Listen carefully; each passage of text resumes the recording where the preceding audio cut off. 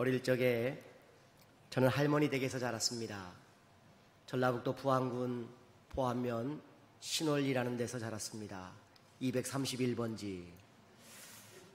시골인데 거기는 지금도 시골입니다. 마을에 우물이 2개 있었습니다. 그런데 큰 우물이 하나 있었는데 그 우물은 굉장히 낮았어요. 그러다 보니까 저희 할머니가 첫 번째로 저희에게 제 기억 속입니다. 그 이전에도 있었을 겁니다. 첫 번째 선을 그어주신 게 있었습니다. 그 우물에 가서 놀지는 말아라 였습니다. 그런데 놀 곳이 마땅치 않으니까 아이들이 종종 그 우물에 가서 놀 때 한 번씩 할머니에게 들키면 혼쭐 났던 기억이 지금도 생생합니다. 그건 제 인생의 가장 오래전 제 기억 속에 남아있는 첫 번째 가이드라인입니다. 제가 그었던 선도 있습니다. 지금 기억하는 건 초등학교 1학년 때입니다. 짝꿍과 함께 파란색 책상에 앉아 있으면서 이 선을 넘어오면 다 내 거다 하고 선을 그었던 기억이 있습니다.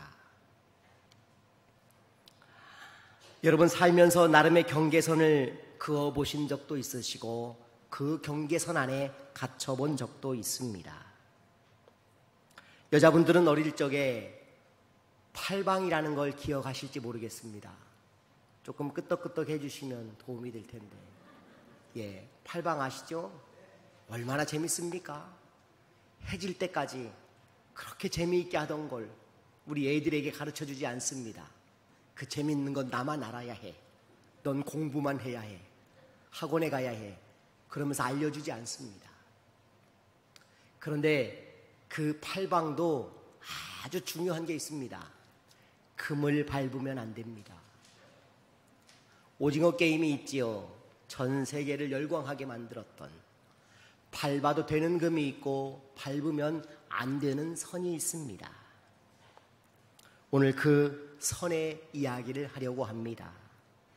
그림을 한번 보시면 이런 그림이 있습니다. 저 선 하나 넘기가 너무너무 어렵습니다.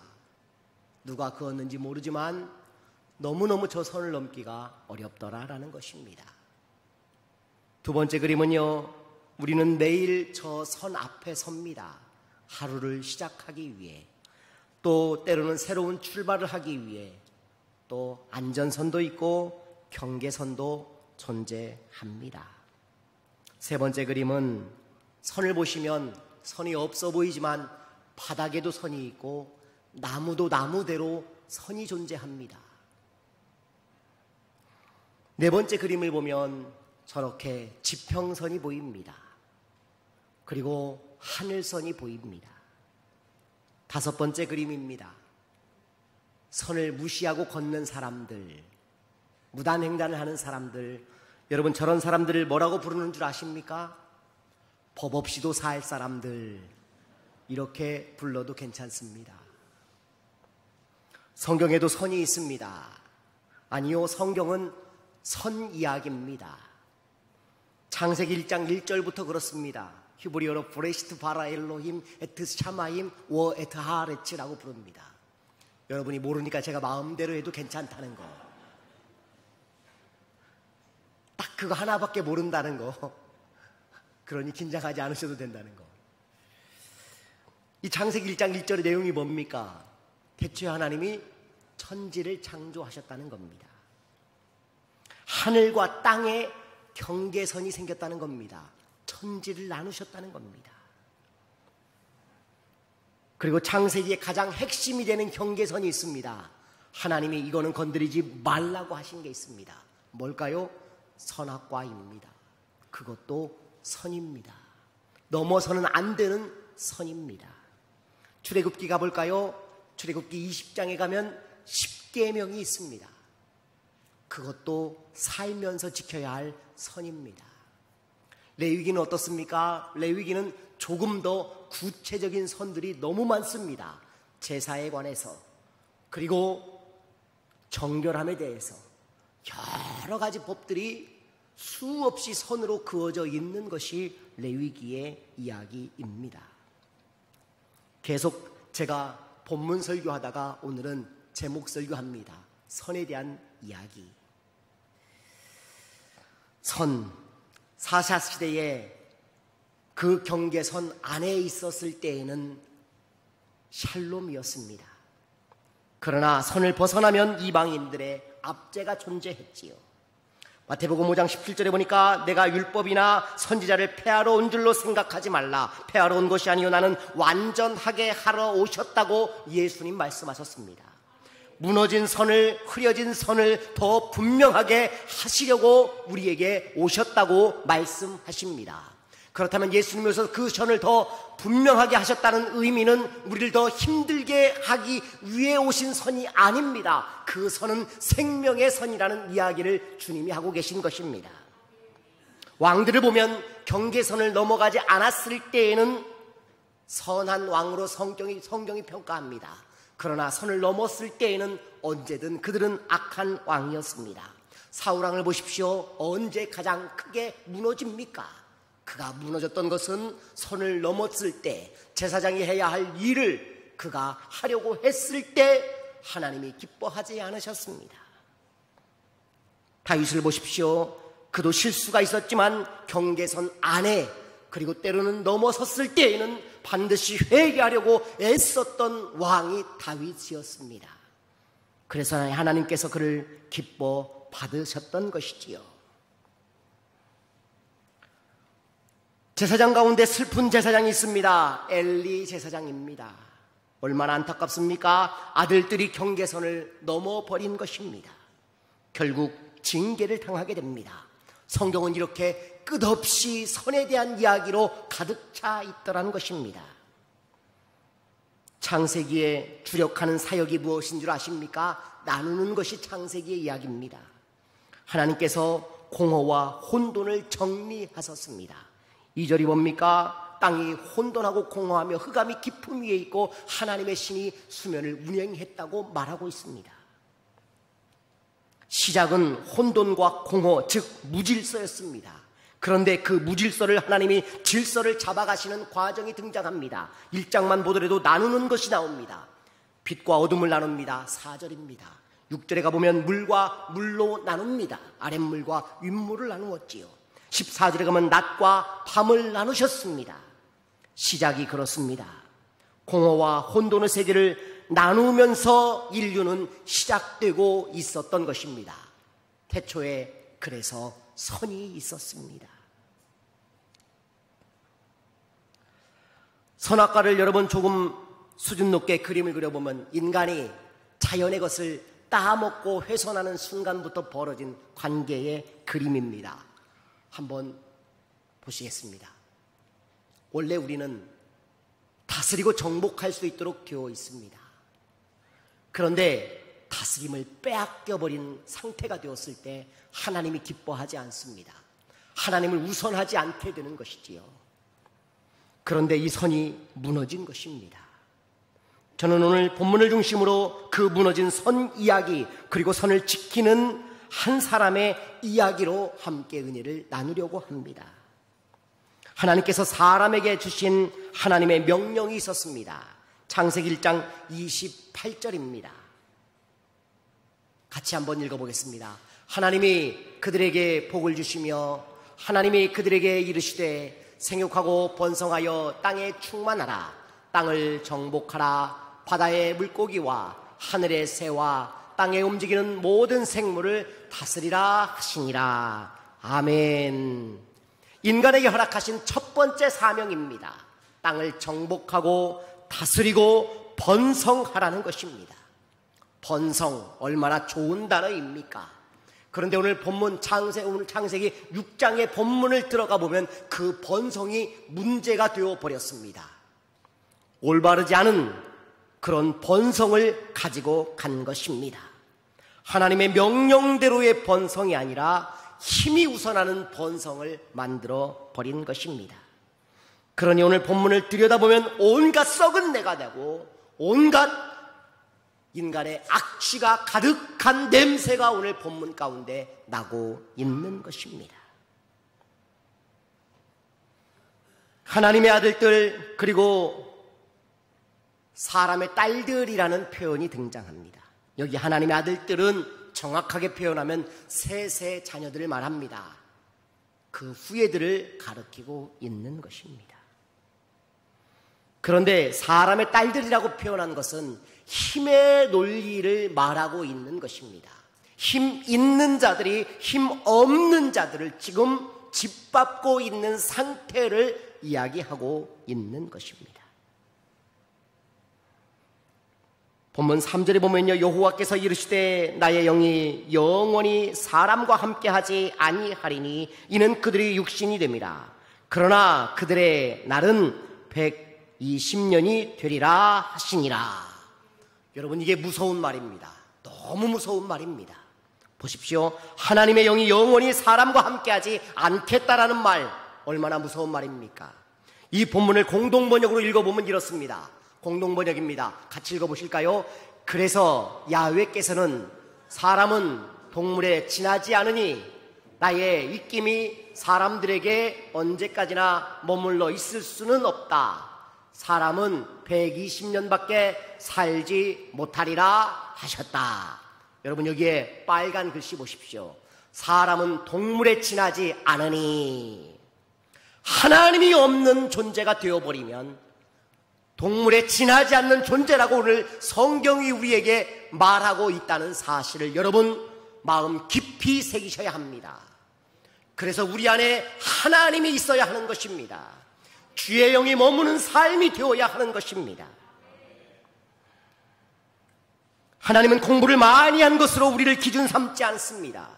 도덕성이 뛰어난 것으로 하나님은 우리를 택하시지 않습니다. 똑똑함으로 기준 삼지 않습니다. 하나님의 영이 있느냐 아니냐의 문제라는 사실을 기억하며 사시기를 바랍니다. 여러분, 우리가 몇 살까지 삽니까? 성경은요, 우리가 열심히 몸 관리 잘하면 몇 살까지 산다고요? 120살. 하나님이 이때 수명을 줄이신 거예요. 안 믿는 사람들이 자꾸 물어봐요. 뭐라고 물어보냐면, 사람이 어떻게 900살을 사냐고. 무드셀라가 969살을 살았습니다. 아시죠? 그래서 옛날에 뭐 코미디에 보면 그런 게 있었어요. 그 이름을 길게 지었던, 아주 오래 산 사람들의 이름만 지은 거 있잖아요. 김수한무, 거북이와 두루미, 삼천갑자 동가망성, 뭐 이런 이름을 길게 지었던 분이 있었어요. 그런데 여러분 보세요. 120살 사는 것과 오늘 바로 본문 앞에 보면, 창세기 5장에 보면 900살, 800살 산 사람들의 이야기가 가득 들어 있습니다. 자, 그 이유를 이제 과학적으로 제가 성경적 과학을 설명합니다. 잘 들어보십시오. 창세기 1장을 한번 가보실게요. 창세기 1장. 6절부터 8절입니다. 침을 많이 바르십시오. 6절부터 8절까지 우리 같이 한번 읽어보실까요? 하나님이 이르시되 물 가운데에 궁창이 있어 물과 물로 나뉘라 하시고, 하나님이 궁창을 만드사 궁창 아래의 물과 궁창 위의 물로 나뉘게 하시니 그대로 되니라. 하나님이 궁창을 하늘이라 부르시니 저녁이 되고 아침이 되니 이는 둘째 날이니라. 아멘. 자, 이 본문에 빠진 게 나와요. 첫째 날, 둘째 날, 셋째 날, 넷째 날, 다섯째 날, 여섯째 날 가운데 이 본문에만 둘째 날에만 없어요. 뭐가? 좋았더라가 없어요. 둘째 날은 좋지 않았어요. 왜 좋지 않았을까요? 모세가 기록한 책이에요. 모세 시대는 훨씬 후대예요. 그때는 뭐가 없어요? 다 있는데 한 가지만 없어요. 뭐가?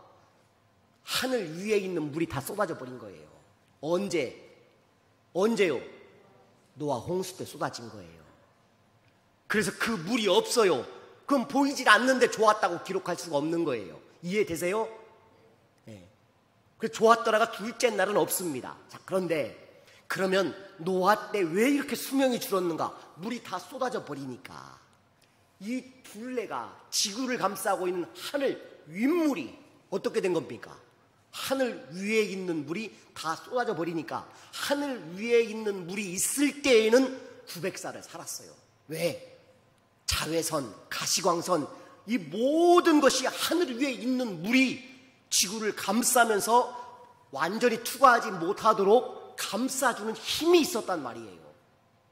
그런데 그게 홍수 때 다 쏟아지면서 우리의 수명이 몇 살이 됐어요?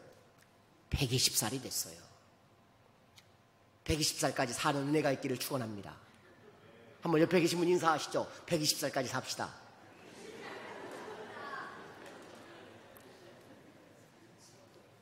우리 교회는 앞으로 120살에 제가 장례를 치러드리는 걸로.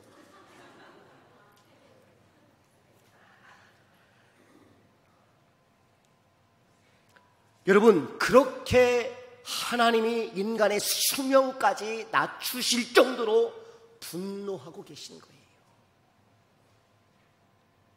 사람이 무엇입니까? 하나님의 영이 있어야 하는 존재입니다. 그런데 그 영이 없어지면서 경계선이 완전히 무너져버린 삶이 드니 하나님 기뻐하지 않는 상태가 되어버리고 하나님조차도 한탄하게 되신 것입니다. 온갖 이기심으로 나만 알고 여기는 삶, 인간의 고집과 오만은 우리를 멍들게 합니다. 하나님과의 관계보다 내 주관이 우선하는 삶, 하나님 기뻐하지 않습니다. 번성을 하고 부흥을 하고 성장을 해도 하나님이 없는 삶은 안 되는 것입니다. 그러므로 선을 넘지 말아야 합니다. 그런데 문제가 있죠. 힘으로 선을 넘는다는 것입니다. 파란만장한 삶, 여러분 요즘에는요 파란만장한 삶 그러면 별로 좋아하지 않습니다. 노란만장한 삶을 좋아합니다. 파란 거 만장이어봐야 1억밖에 안 되거든요. 그러니까 이왕에 살 바에는 노란만장한 인생을 살겠다, 이런 이야기가 있어요. 본문은요, 이 돈도, 그 노란만장한 힘도 그 종이에 힘이 있지 않습니까? 제가 만약에 5만 원짜리를 막 구겨가지고 내팽개쳤습니다. 여러분 주워 가실래요? 안 주워 가실래요? 내 건데 왜 주워 가요? 네, 버렸으니까 주워 가죠. 근데 제가 침을 탁탁 뱉었어요. 그리고 또 구겨가지고 버렸어요. 그거 주워 가시겠습니까? 안 주워 가시겠습니까? 살짝 갈등을 하겠지만 주워 가겠지요. 그렇지 않겠습니까? 에이, 더러운 오물을 막 묻혀가지고 제가 구겨가지고 버렸어요. 주워 가실래요? 안 주워 가실래요? 예, 닦아서 쓴대요. 왜 그렇습니까? 거기에 힘이 있거든요. 본문에 힘의 원리가 존재합니다. 약육, 강식의 생존 본능이 인간의 삶에도 적용이 되면서 인생의 고통과 상처가 생긴 것입니다. 여러분, 생로병사가 하나님이 주신 게 아니에요. 인간의 죄 때문에 들어온 것이 생로병사예요. 아담과 하와가 범죄합니다. 경계선을 넘은 것입니다. 가인이 아벨을 죽임으로 선을 넘어버렸습니다. 얼마나 안타까운 일입니까? 하나님 보시기에 아름답지 못한 상태가 되어버린 것입니다. 그로 인해 사망이 왔고 그로 인해 고통이 우리에게 찾아온 것입니다. 무엇 때문입니까? 정확히 말할 수는 없으나 정확하다고 하지는 못하지만 거기 안에도 힘의 원리가 존재하고 있었다는 것입니다. 2절에 보니까 하나님의 아들들이 사람의 딸들의 아름다움을 보고 자기들이 좋아하는 모든 여자를 아내로 삼는지라. 무슨 말입니까? 여기에 힘 있는 남자, 힘없는 여자의 논리가 존재하다는 것입니다. 4절을 보십시오. 당시에 땅에는 네피림이 있었고 그 후에도 하나님의 아들들이 사람의 딸들에게서 자식을 낳았으니 그들은 용사라 고대의 명성 있는 사람들이었더라라고 기록합니다. 여기에 나오는 네피림이 어떤 존재입니까?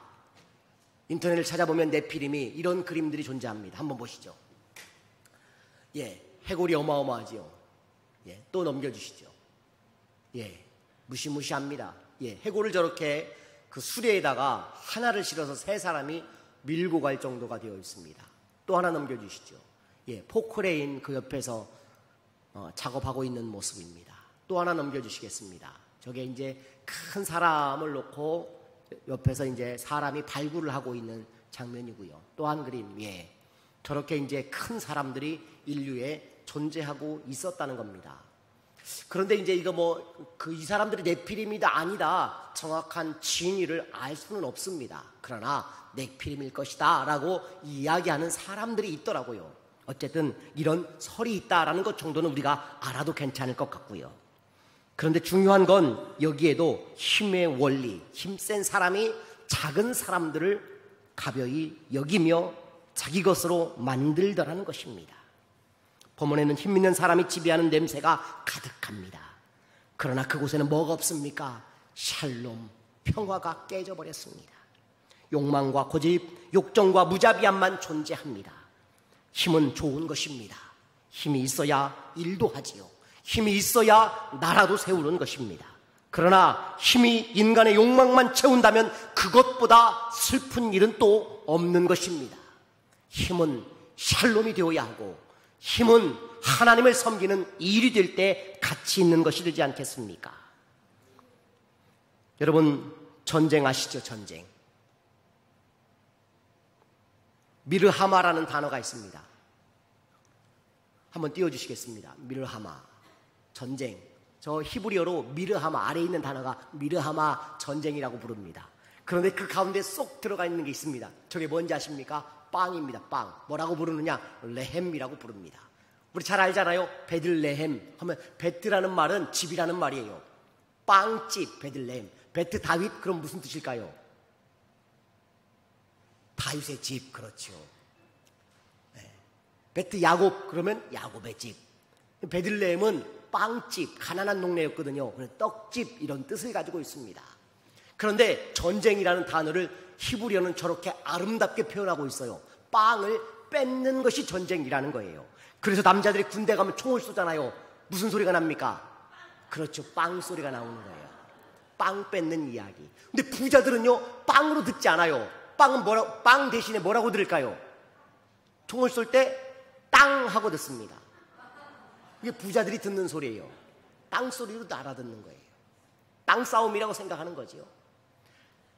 그런데 워낙에 이제 그 무기들이 막 발달하면서 엄청나게 큰 무기들이 나옵니다. 그러면서 소리가 또 달라졌습니다. 뭘로? 뻥 소리로 달라지는 겁니다. 땅, 빵, 뻥. 결국 이게 전쟁인 것입니다. 이게 싸움의 시작이고 힘있다고 그 힘을 남용하는 것, 남의 빵까지 빼앗아들이는 이 힘의 논리가 하나님의 샬롬을 깨뜨려 버린다는 것입니다. 여러분, 오늘 본문에는요, 너무 안타까운 이야기인데요, 사람끼리의 관계는 이미 다 깨져버린 거예요. 힘만 남아있는 것입니다. 그런데 하나님과의 관계도 깨져버린 이야기가 오늘 본문의 이야기로 등장하고 있는 겁니다. 그런데 그럼에도 성경은 우리에게 희망을 이야기합니다. 8절입니다. 누굽니까? 노아입니다. 노아. 실 있지요, 실. 어렸을 때 저는 실을 감아본 적이 있습니다. 어머니가 이렇게 실을 사오면, 엄마 옛날 그림 한번 보실까요? 실 아시죠, 저거? 두 사람이, 요즘 아이들은 저거 잘 몰라요. 그러니까 실을 딱 잡고 막 풀어주면 또 한쪽에서 신문지 같은 거 두껍게 막 단단하게 말아가지고 막 감지 않습니까? 그럼 이제 실타래가 만들어지는 거죠. 그런데 저는 이 실 이야기 중에 이 실을 생각하면 늘 생각나는 게 하나 있는데 절대 안 믿어지는 게 하나 있어요. 그게 뭐냐면, 실을 여기 손에다 묶어서 진맥을 한 게 도저히 안 믿어져요. 그 실로 연결된 걸로 진맥을 해서 병을 고쳤다. 한번 우리 보세요. 몸에 혹이 하나 있습니다. 그럼 어떻게 합니까? 병원에 가서 심지어 배를 가르고 혹을 뗍니다.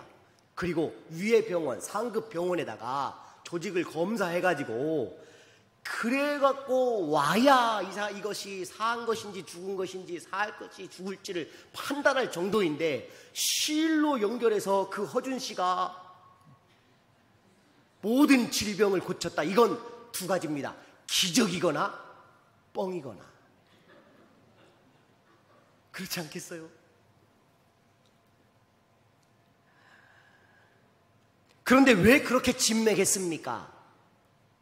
남녀가 유별했거든요. 넘어서면 안 되는 선이 분명했거든요.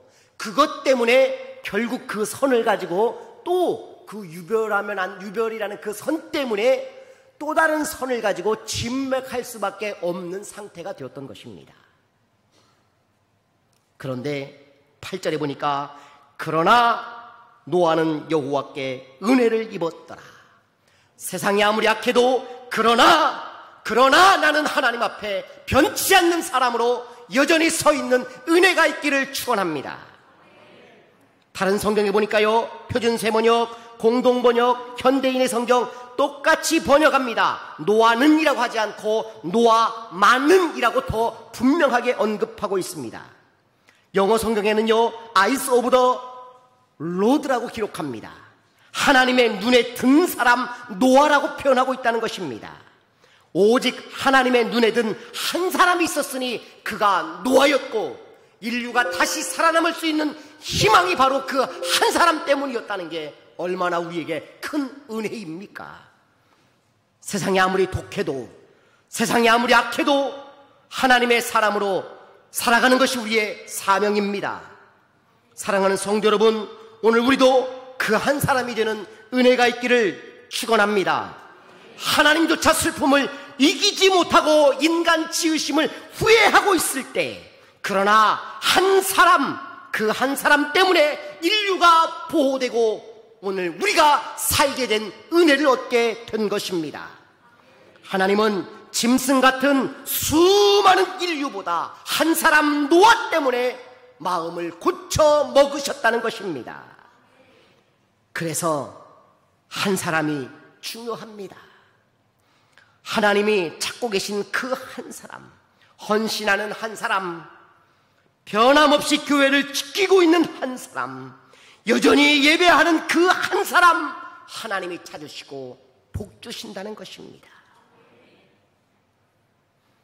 노아는요, 그렇게 다른 사람이었습니다. 다른 사람들은 다 우습게 여기던 그 경계선을 노아는 경계선이 아니라 안전선이라고 여기며 살았다는 것입니다. 지하철에 보면요, 저 선을 한번 보십시오. 지하철에 열차가 들어올 때 방송이 이렇게 나옵니다. 제가 두 가지 제시합니다. 열차가 곧 들어옵니다. 안전선 밖에서 한 걸음 물러서 주시기 바랍니다. 두 번째입니다. 열차가 곧 들어옵니다. 안전선 안쪽에서 한 걸음 물러서 주시기 바랍니다. 똑같은 것 같지만 안전선 밖에서 안전선 안에서입니다. 어느 게 맞을까요? 안전선 안에서. 예, 그렇습니다. 안전선 안에서가 맞습니다. 지하철의 입장에서는 안전선 바깥쪽이 실제로 안전선 아닙니다. 그래서 사람의 입장에서는 안전선 안쪽인 것이지요. 그런데 옛날에 이 지하철 공사에서 방송을 아주 오랫동안 잘못하고 있었어요. 안전선 밖에서 한 걸음 물러서 주시기 바랍니다. 이렇게 나왔어요, 실제로요. 그런데 이걸 바로잡은 분이 장로회 신학대학교 나채훈 교수님이세요. 안전선 안으로라고 고쳐야 정확한 표현입니다 라고 고쳐주셨습니다. 그렇습니다. 경계선이 아니라 안전선인 줄 믿고 그 안에서 살면 우리에게 생명이 되는 것입니다. 그러나 그 선을 지키지 않으면 우리도 여전히 사망에 이르게 되는 것이지요. 앞에서 이런 그림이 있었습니다. 하나님과 인간, 그리고 자연의 그림입니다. 저 자연의 그림이 이제 우리를 자연이 다스리게 되는 그런 상태가 되어버린 것이지요. 파괴된 것입니다. 질서가 파괴되어져 버렸습니다. 그러나 회복하는 길이 있습니다. 예수 그리스도의 십자가입니다. 십자가가 우리에게 와야 진정한 회복이 와서 이렇게 달라지는 그림이 되는 것입니다. 재창조이지요. 거듭남이지요. 우리 안에 십자가가 필요한 것입니다. 말씀을 정리합니다. 예수님이 왜 오셨습니까? 경계선의 회복 때문입니다. 무너진 선, 지워진 선, 그 선을 회복하기 위해 우리에게 다시 오신 것입니다. 요한복음 1장 12절 영접하는 자, 곧 그 이름을 믿는 자들에게는 하나님의 자녀가 되는 권세를 주셨다고 말하고 있습니다. 십자가는 선입니다. 가로와 세로의 선이 바로 십자가입니다. 선을 넘어버린 사람들에게 그 선의 교차가 되는 중심의 하나님과의 만남으로 새 생명을 얻게 되는 것이 바로 십자가인 것입니다. 그러므로 십자가의 도가 멸망하는 자들에게는 미련한 것이요 구원을 얻은 우리들에게는 하나님의 능력이 됨이라고 말하고 있습니다. 그렇습니다. 우리에게 새로운 선이 생겼습니다. 십자가입니다. 예수 그리스도입니다. 그 십자가가 우리를 가장 안전한 길로 이끄실 줄 믿고 승리하는 삶이 되기를 주의 이름으로 축원합니다. 기도하겠습니다.